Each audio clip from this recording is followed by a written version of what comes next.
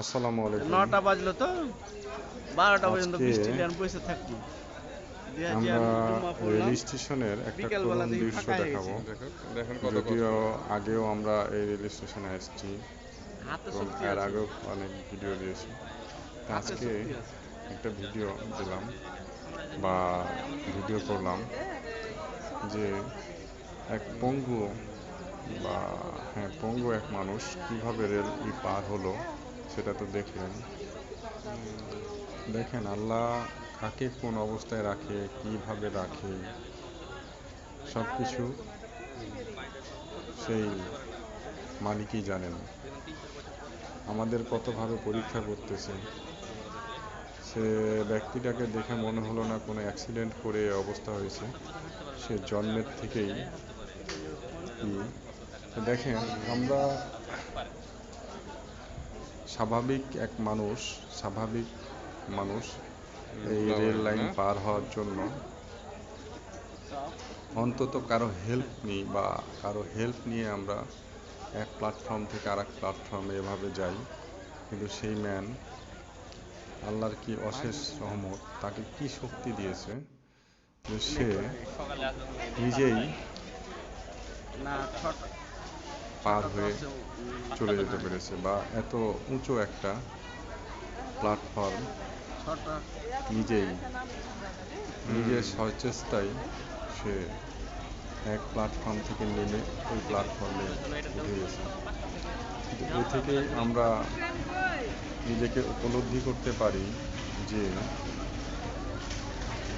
আল্লাহ সবার ভিতরে এক একটা বিশেষ ক্ষমতা দিয়েছে। দেখেন আমাদের যদি এরকম হয়, আমরা কখনোই আমরা স্বাভাবিক মানুষ হাত দিয়ে করতে পারবো না। আবার সেটা আল্লাহকে ক্ষমতা দিয়েছে,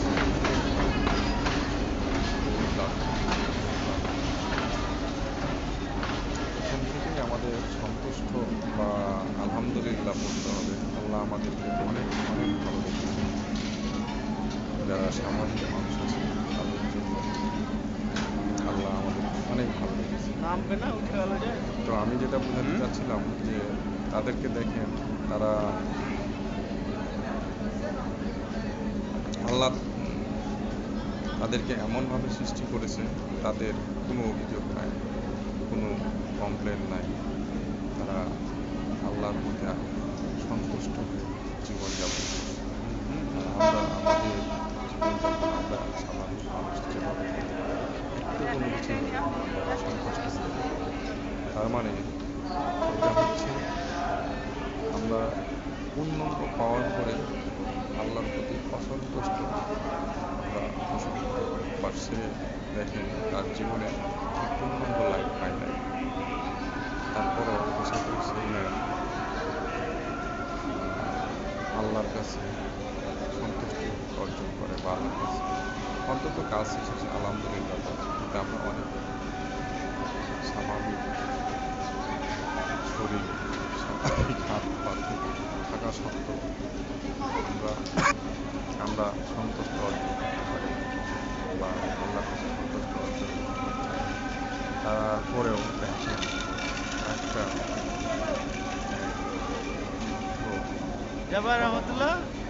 ট্রেন থেকে এই প্ল্যাটফর্মে যাবে, তাদের নাকি কষ্ট, কি অবস্থা। সে বৃদ্ধ মহিলায় মনে হচ্ছে যে চায় দেখেন তাদের কত কষ্ট। তারা ট্রেন থেকে নেমে ট্রেন থেকে নেমে প্ল্যাটফর্মে ওঠার জন্য একে অপরকে কীভাবে সহযোগিতা করতেছে এবং কীভাবে হাত বাড়াই যাচ্ছে। দেখেন কি একটা অবস্থা। অপোজিট থেকেও কিন্তু ট্রেন আসছে, কিন্তু কিছু বলার নেই। আমরা অসহায় জাতি, আমরা মানুষজন বৃদ্ধ মারা যেতেও যে ট্রেন লাইন অপোজিট থেকে ট্রেন আসছে। আল্লাহ আমাদেরকে সবাইকে